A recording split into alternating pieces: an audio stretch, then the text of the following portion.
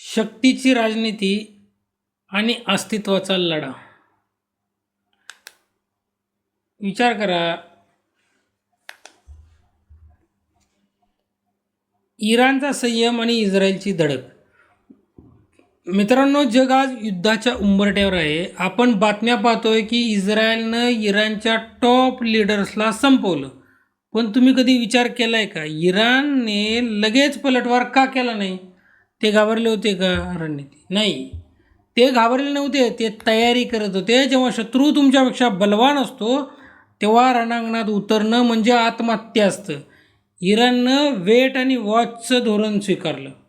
त्यांनी स्वतःला आर्थिक आणि लष्करीदृष्ट्या सक्षम बनवलं. यातून बोध काय?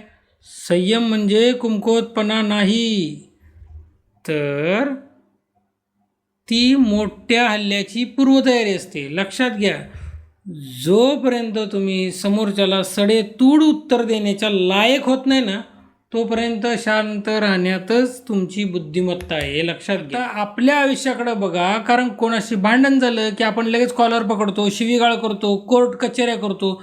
इराणचे नेते मारले गेले तरी ते शांत राहिले. ते कुंपण 2 इंच सरकवलं तरी आपण आयुष्यभर कोर्टाला चपला झिजवतो. अहंकार काय आहे?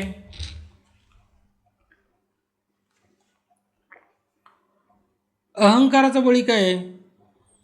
अहंकाराचा बळी, आपल्याला आपला अहंकार जपायचा असतो. समोरच्याने सॉरी म्हटलं की आपल्याला वाटतं आपण जिंकलो. पण जर समोरचा तुमच्यापेक्षा जास्त डोकेबाज निघाला तर तो तुमचा जीवही घेऊ शकतो. आपल्याकडं लढाई कशासाठी करायची याचं भानच उरलेलं नाही. प्रत्येक भांडण रणांगणात न्यायचं नसतं. काही भांडण बुद्धीनं आणि संयमानं मिटवायचे असतात. आपला वेळ आणि शक्ती अशा छोट्या गोष्टीत वाया घालवू नका. आज इराणने अमेरिकेसारख्या महासत्तेला दाखवून दिलं, आम्ही झुकणार नाही. का? सिद्ध केलं. त्यांनी अशी यंत्रणा उभा केली की आता त्यांना एखाद्या चेहऱ्याची किंवा लीडरची गरजच उरली नाही. खोमेनींनी सांगितलं होतं, तुम्ही स्वतंत्र लढा, स्वतः निर्णय घ्या. आता समाज, जेव्हा एखादी संघटना किंवा समाज व्यक्तीवर अवलंबून न राहता विचारावर आणि यंत्रणेवर अवलंबून असतो ना, तेव्हा त्याला कुणीही संपवू शकत नाही. आपल्यालाही तसंच बनायचं आहे. तुमच्या घरातील मुलाला इतकं सक्षम करा की उद्या तुम्ही नसाल तर न बसता परिस्थितीशी लढावं.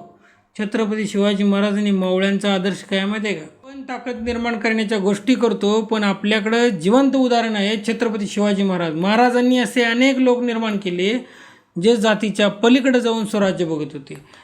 ते स्वतःला मराठा म्हणत होते, पण त्यात 18 पगड जातीचे लोक होते. लोकसंग्रह, महाराजांनंतर स्वराज्य का वाढलं? कारण महाराजांनी लोक घडवले होते. तांदळातून खडे काढून टाकावे तसे त्यांनी स्वार्थी लोक बाजूला केले होते आणि हिऱ्यासारखी माणसं सोबत ठेवली होती, जे स्वराज्यासाठी मरायला आणि मारायला एका पायावर तयार होते. आजही गरज आहे. तुम्हाला तुमची माणसं शोधावी लागतील, जी तुमच्यासाठी बोलतील, लढतील. आपल्याला मुलांना संवैधानिक पदापर्यंत पोचवावं लागेल. कारण जेव्हा अन्याय होतो तेव्हा कायद्याची आणि सत्तेची ताकद. जर तुम्हाला सन्मानानं जगायचं असेल तर शक्ती निर्माण करा, पण ती शक्ती केवळ शरीरानं नाही तर बुद्धीनं आणि पैशानं पण हवी. अंतिम शब्द, घाबरू नका, पण उगीच उड्या पण मारू नका. योग्य वेळेची वाट बघा. स्वतःला इतकं मोठं करा की उद्या तुमचं नाव ऐकून शत्रूला 10 वेळा विचार करायला पाहिजे. ताकद ही ओरडून दाखवायची नसते, ती कृतीतून सिद्ध करायची असते. स्वतःची काळजी घ्या. आपल्या माणसांची ताकद बना. आपल्या माणसांना ताकद द्या, ते तुमची ताकद बनतील. जय हिंद, जय महाराष्ट्र.